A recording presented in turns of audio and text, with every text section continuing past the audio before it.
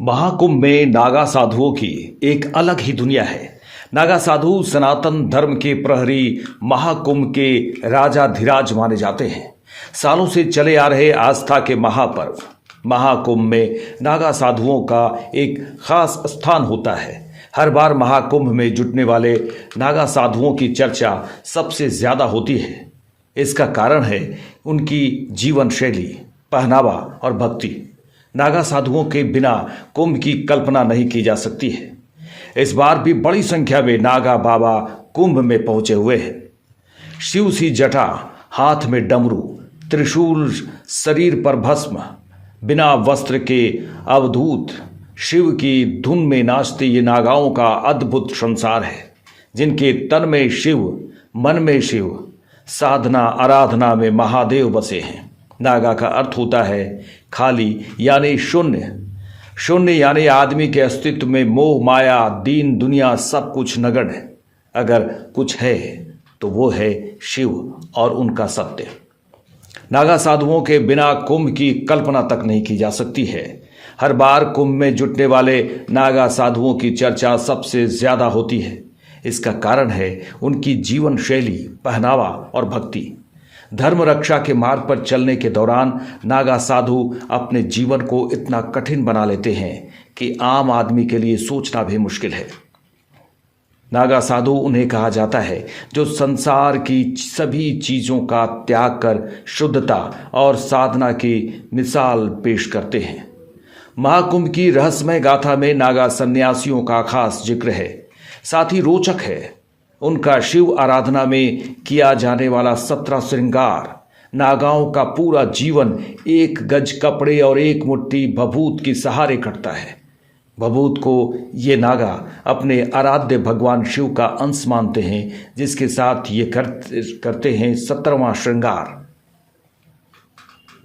हिंदू धर्म के 16 श्रृंगारों के बारे में तो सब जानते हैं, जो सुहागन महिलाएं करती हैं।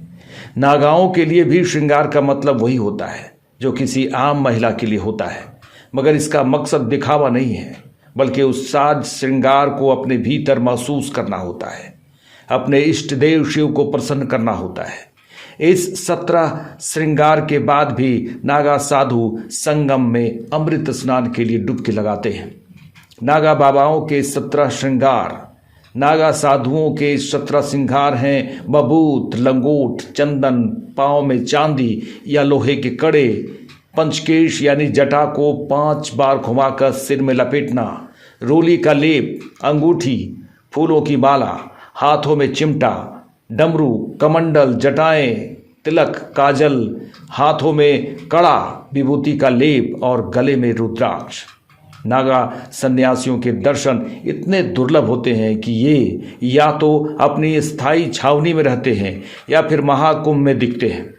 कुंभ और सनातन की रक्षा के लिए इन नागाओं ने न जाने कितनी लड़ाइयाँ लड़ी और उसमें अपनी जान न्यौछावर की हैं।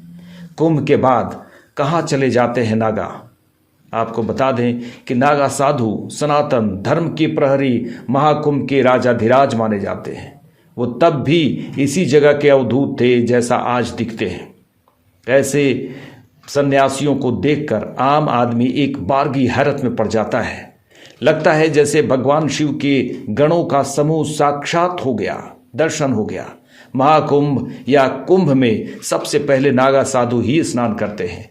इसके बाद ही अन्य श्रद्धालुओं को स्नान करने की अनुमति होती है। महाकुंभ और कुंभ की समाप्ति के बाद सभी नागा साधु अपनी अपनी रहस्यमय दुनिया में लौट जाते हैं। नागाओं की रहस्यमय दुनिया गृहस्थ जीवन से कुछ लेना देना नहीं।